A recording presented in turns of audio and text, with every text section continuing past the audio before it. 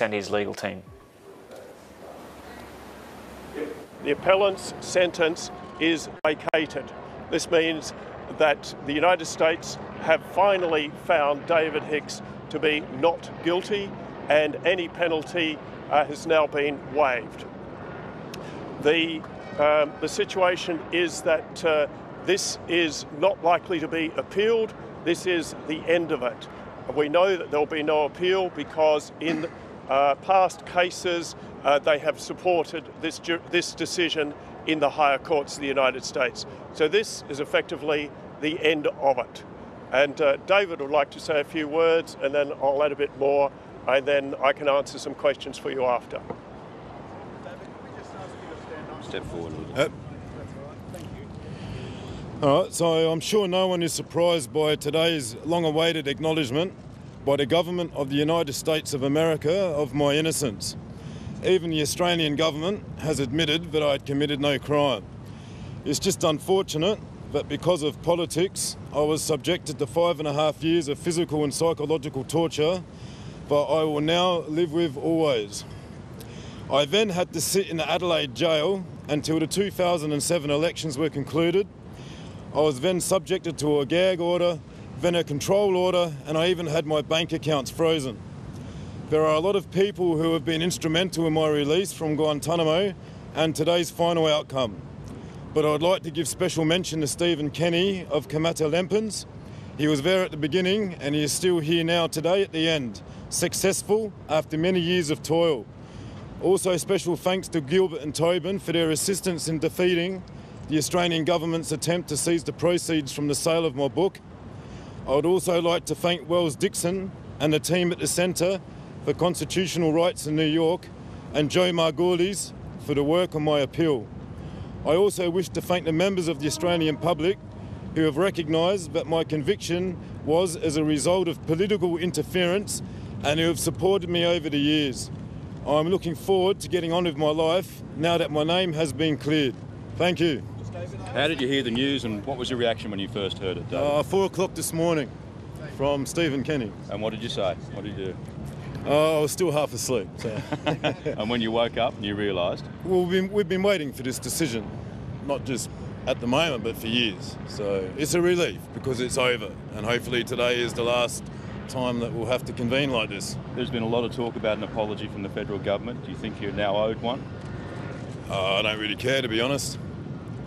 It's all over with. The government said it's not in the business of apologising. What do you No, make they're of not. that? It doesn't surprise me. Will you be seeking compensation? Not at this point, no. But I do think, however, that someone should be responsible for my medical expenses. I'm in a lot of trouble at the moment physically. It's even affecting my ability to do my day job, which is my only income. So I'm in need of operation on my left knee, my right elbow, my back. My teeth keep getting pulled because I couldn't brush them for 5.5 years, so it's becoming a very expensive exercise to fix myself from the years of torture. Tell us a little bit more about that, David.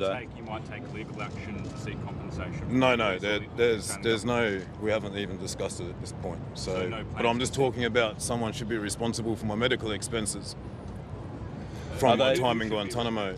Well, the Australian government, they were aware of the conditions I was being held in at the time. I think they should at least pay my medical expenses. That's not much to ask for, I don't think. How did your time in Guantanamo contribute to those injuries that you're having treated now? You mentioned the teeth. What about some of the other things you mentioned? Well, your knee, for example. Well, it's due to the torture. It's being kept in metal rooms in freezing conditions for years. It's not being able to move. It's not being able to exercise. The body deteriorates over 5.5 years, even without the added torture, such as stress positions, being beaten, etc. You got that call this morning? Just move Step forward a little bit, David. So? How did you feel when you got that phone call this morning? I know you were expecting it, but nevertheless, Relieved, I suppose. Also exhausted because it's been a long time. Is there a lot of anger there as well, David? No, there's not anger. I think I'm too defeated to have any anger, so I'm just worn out. People who still criticise your actions point out that there was nothing in this judgment that said you weren't in Afghanistan fighting with jihadi forces against, who were in turn fighting against the West. What would you say to that? Well, perhaps I can answer that one for you, David. We What? discussed that earlier. And the real position and the real issue today is not what David Hicks was doing in Guantanamo Bay, in Afghanistan, but rather how the Australian government treated him once he was captured in those circumstances. The issue is, how do we want Australian citizens treated when they are captured in what is effectively a combat zone? Do we want them taken beyond the law, locked in cages, held in solitary confinement, away from any judicial review, any opportunity to meet or have contact with their families? I mean, that's the real issue about what happened to David Hicks, not what he was doing in Afghanistan. What he was doing there was not at that time illegal. He wasn't doing anything that was a breach of Australian, international or US law. And that's what this decision today confirms. The Australian government have known all along and have said right at the very beginning that David Hicks had committed no offence and he could not be tried in Australia. That's right. They knew that. They knew what the international law was, and yet they still pressured the United States to charge David with something rather than sending him home. But are you saying, Stephen, if we get you step forward to the mics, are you saying that this is actually a declaration of innocence, or is it a case of convictions being quashed on technicalities? No, it's a declaration of innocence. David pled guilty to a charge of aiding the enemy. That crime does not exist. It is not a crime to aid the enemy in international law, Australian law or United States law. That's what this decision and earlier decisions of the United States courts have said.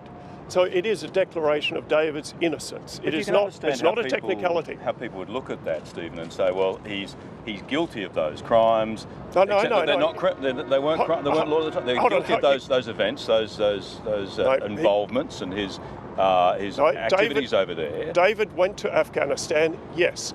David was doing military training over there, yes. He was not doing it for the Australian Army or the Australian government, but it was not a crime.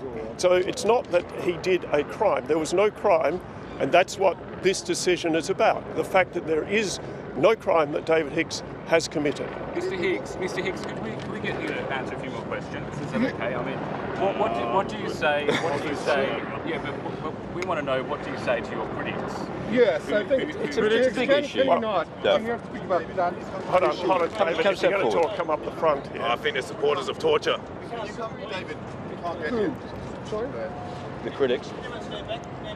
But you see what we're saying here. A lot of people confuse that, you admit to involvement in those activities over there that at the time weren't criminal. I don't, and the only thing that matters is what the US government has said. Yeah. So obviously you don't agree with the US government's decision. So well, can you tell us just for... You'll never be happy. What were you doing when you were caught in Afghanistan? Having a holiday. Well, that's not true, is it? Done.